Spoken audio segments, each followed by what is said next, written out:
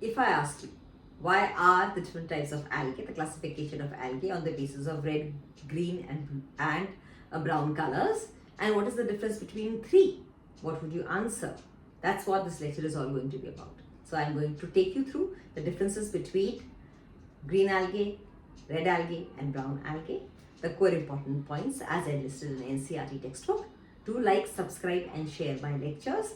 Do comment in the comment section if there's anything else you need me to clarify with you. Most of what I want to write here will be there in the captions above alongside. Do engage with me as much as you can. Okay, so the green algae are referred to as chlorophyceae. That's the biological or the botanical term used for green algae. The red algae are called rhodophyceae. Rhodo is the color red, and the brown algae are termed as phaeophyceae. Pheo in Latin. These are Latin words. Pheo means brown in Latin, and rhodo means red in Latin. So there are three categories or three classes, subclasses into which algae are divided. They are green algae, which are called as chlorophyceae, brown algae, which are called as phaeophyceae, and red algae, which are called as rhodophyceae. Now, it is easier to understand when you write all three down in a tabular form and enlist the differences between three. That way, you remember each individually very clearly and characteristically. And if you make a big in your notebook, or you make a chart paper out of it which enlists the differences between all three, it's easier for you to understand and memorize and go back to it when you have to solve a certain question related to it. Now, this is important from point of view of NEET because there are at least one or two questions that are asked from this portion, especially from the difference between the three algae. As related to CBSE question paper as well, has got a 2 marker or a 3 marker on algae. And also, when I come to that point, I will star or bring your attention, bring a notice to the point which questions have been asked in previous years' question papers.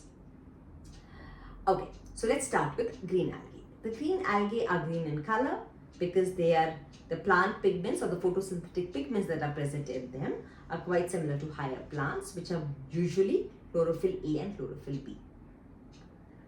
The point of difference from brown algae is that brown algae have got more quantity of the yellow or the brown pigment, which is xanthophyll. Xanthophyll is the yellow pigment which is found in plants and in higher plants as well.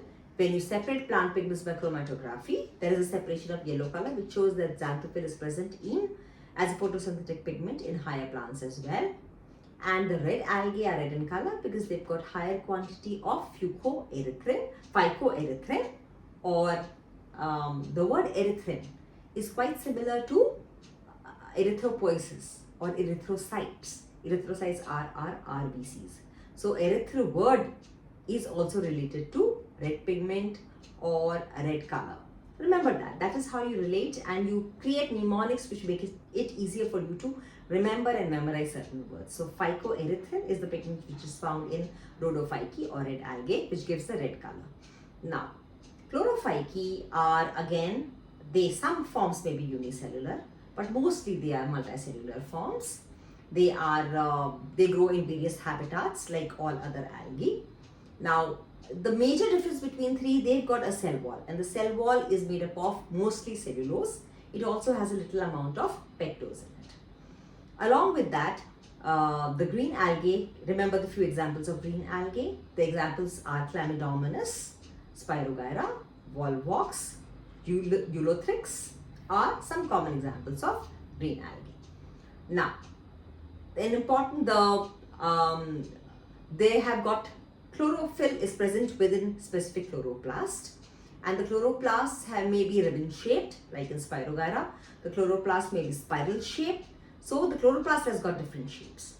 The stored food material which is starch, the stored food material which is found in them is usually in the form of starch, but it also has protein in it, which is referred to as, there are special bodies which are found within chloroplasts which are called as pyrenoids.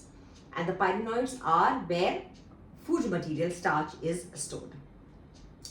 Another characteristic feature of green algae is that Some of these green algae also store food material in the form of oil droplets. So remember these specific points about green algae: pyrenoids, chlorophyll is found in chloroplast, which can be spiral shape, ribbon shape, etc. And the examples, which includes volvox, Ulothrix, Spirogyra, etc. Remember these characteristics points which are given in your NCERT textbook. Moving on to the next, which is phaeophyte. Phaeophyte has got brown pigment, and depending upon the amount of pigment in it, the color can range from olive green to yellowish to brownish. Remember that. Now they are mostly marine in nature, and the brown algae, again, the point of difference is that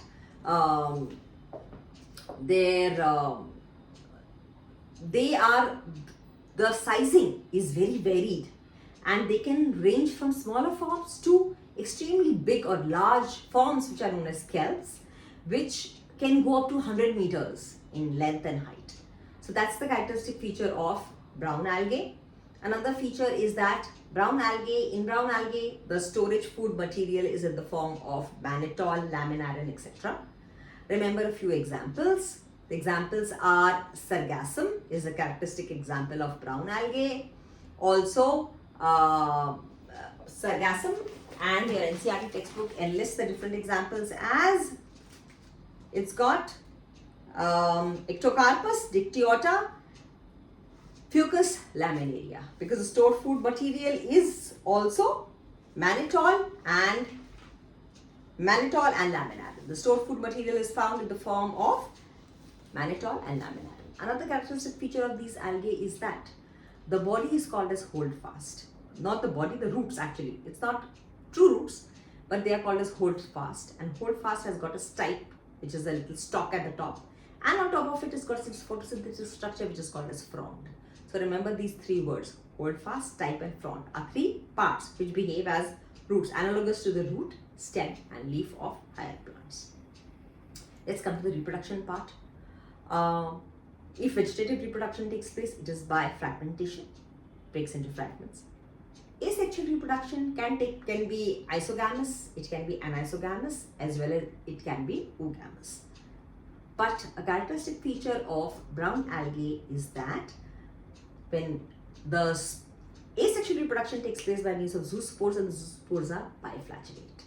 The same word is used for gametes. When sexual reproduction takes place by fusion of gametes, the gametes are usually biflagellate. They are at an angle to each other, and both zoospores as well as the gametes are pyriform. That is, they are pear-shaped. So remember this characteristic feature of brown algae: pear-shaped or pyriform in the structure, the zoospores as well as gametes. Let's move on to the next, which is rhodophyte or the red algae. Rhodophyte or red algae, commonest examples you would find are Gracilaria, Gelidium. These are red algae. Porphyra is a classic example of a red algae. Porphyra is a classic example of a red algae. So as the NCERT textbook gives us Polysiphonia. Polysiphonia is also a red algae. Now you understood that red algae are red in color because they've got phycoerythrin in the more amount of phycoerythrin as a photosynthetic pigment. Another characteristic feature is that again in them the reproduction can be by means of fragmentation, vegetative. Mostly it is they are oogamous. Sexual reproduction when present is oogamous. In asexual as well as sexual reproduction, the gametes do not have any flagella at all. So the gametes are non-motile. This is the differentiating feature from green algae and brown algae, that their gametes are non-motile as well as the zoospores are non-motile. So if it's asexual reproduction which takes place by zoospore, the spores are non-motile, there is no flagella present. If sexual reproduction takes place by means of gametes, the gametes are non-motile. Again here as well, your NCERT textbook also gives you a tabular form of differentiation of all the three. Special mention here is of the cell wall material as well as stored food. So cell wall contains in the brown algae or phaeophyte, the cell wall consists of cellulose and algin, whereas in rhodophyte it consists of cellulose, pectin and polysulfate esters. Now the textbook gives us that, but the important part here is that the food which is stored is in the form of Floridian starch, and the Floridian starch has got a structure which is very similar to amylopectin and glycogen. So remember, Floridian starch has got a structure similar to amylopectin and glycogen. Also the cell wall consists of cellulose along with a little amount of pectose in it. So I hope this chapter brings you a little clarity about the algae. Go through it carefully, go through my lecture, like, subscribe and share. If there's anything else you want me to change, please let me know in the comment section. I'll clarify it for you, and do follow the shorts that are going to come after this.